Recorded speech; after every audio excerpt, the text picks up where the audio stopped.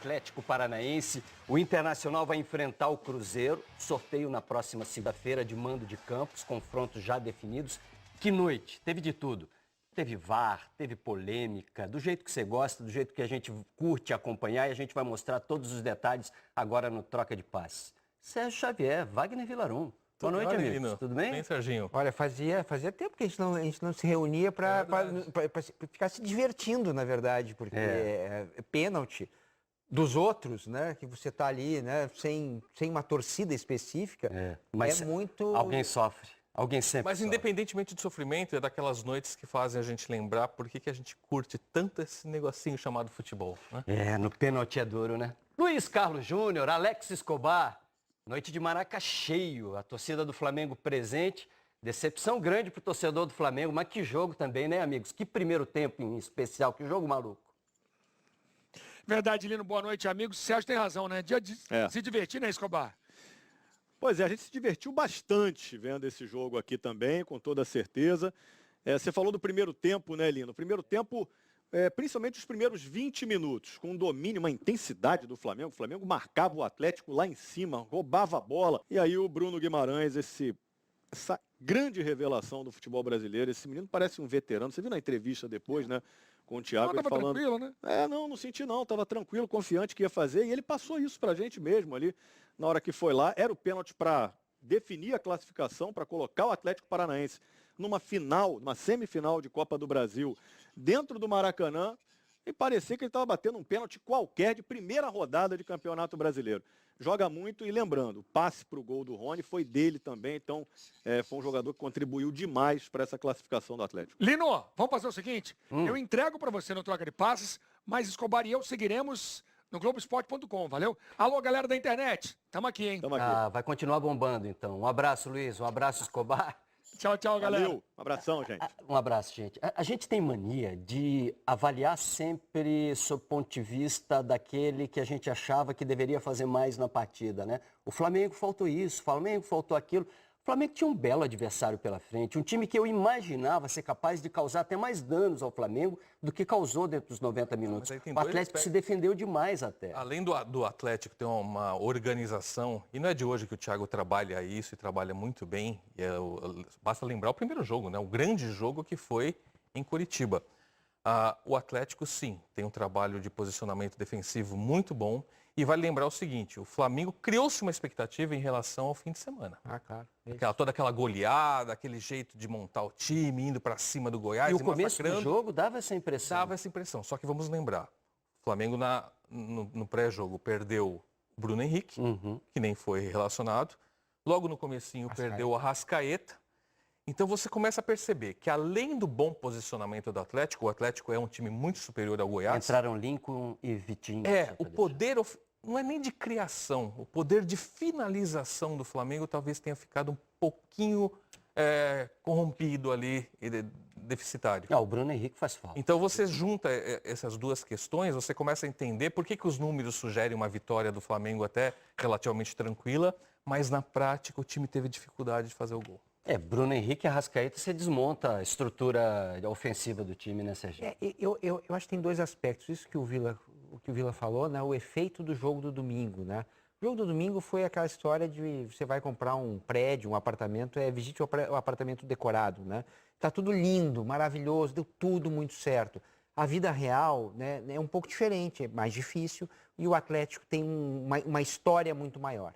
Vamos lá. Cobrou, de certa forma, as saídas da equipa do Flamengo com muitas faltas táticas que o árbitro consentiu. A equipa do Flamengo, como eu disse, durante os 90 minutos foi a equipa que esteve sempre mais perto da vitória. Depois de ter feito o 1-0, no futebol não se pode dizer pensei, mas depois de ter feito o 1-0, acreditei que a equipa estava mais perto do 2-0 que do 1-1. Acabámos por sofrer um gol numa bola direta e as grandes penalidades, como toda a gente sabe, tem um pouco de sorte e um pouco de azar. Apesar também de ter-se algum mérito de quem as marca. Nesse capítulo, dos 3 jogadores que nós tínhamos trabalhado durante estes 20 dias, era o Bruno Arrascaeta e o Rafinha, mais o Gabi e o Everton. E tivemos que fazer algumas alterações nas grandes penalidades e o adversário foi melhor que nós nas grandes penalidades, não foi melhor que nós durante o jogo, mas o futebol é isto e temos que, não é dizer que estamos satisfeitos com o jogo porque fomos eliminados em grandes penalidades, mas a equipa foi um jogo muito competitivo, foi um bom jogo, duas equipas muito fortes e que foi decidido nas grandes penalidades. Jorge, boa noite. Raíza Simplício aqui da Gol.com.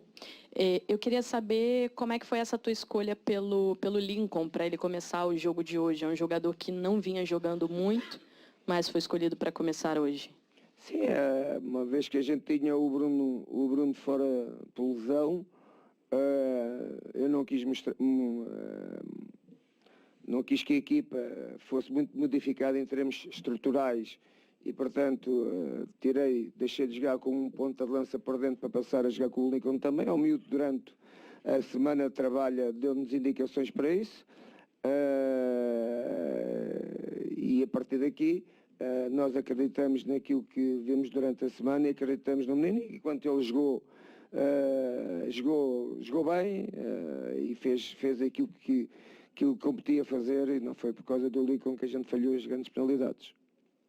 Jorge aqui atrás, Renan Moura da Rádio Globo CBN. Não sei como é o tipo de trabalho seu específico para uma partida como essa de mata-mata. O Flamengo treinou ontem cobranças de pênalti mediante esse jogo, esse resultado. Queria que você comentasse isso. E também a jogada que ocasionou o gol do Atlético Paranaense. Foi a única jogada, de fato, nesse segundo tempo que eles tiveram uma chance clara de gol. Houve, de fato, uma falha ali no sistema de marcação do lado direito com o Rafinha? É verdade, nós trabalhámos os penaltis e como lhe disse, já vínhamos a trabalhar os penaltis, não por causa deste jogo dos quartos de final da taça, mas porque eu trabalho no final do treino, normalmente trabalho as grandes penalidades. Acabei de dizer dos 5 jogadores que normalmente são os que eu tinha escolhido para as grandes penalidades. Estavam 3 que não tiveram que sair do jogo, o Bruno, o Rafinha e o Arrascaeta, e teve de socorrer a outros jogadores. Quanto ao gol, disse bem, foi a única chance que esta equipa do Atlético Paranaense teve, mas como é óbvio, houve ali alguma precipitação do primeiro jogador que quer antecipar-se na jogada, mas o futebol às vezes também tem estas situações. O único erro que a equipa teve em termos de abordar o jogo numa decisão frontal, uma situação fácil de controlar aquela bola, acabou por levar o golo e portanto é trabalhar cada vez mais em cima.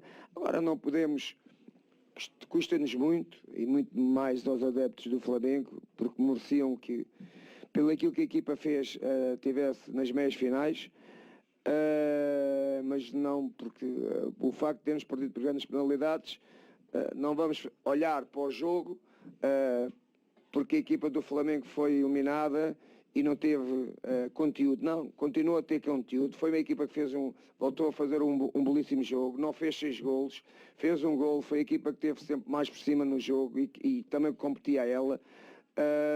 Que o facto de ter sido aqui eliminada por grandes penalidades, como é óbvio, tira-lhe o colorido e tudo aquilo que esta equipa fez. Porque se ela tem passado e se tem feito as grandes penalidades, todos nós estávamos aqui a dizer que o Flamengo voltou a fazer um grande jogo.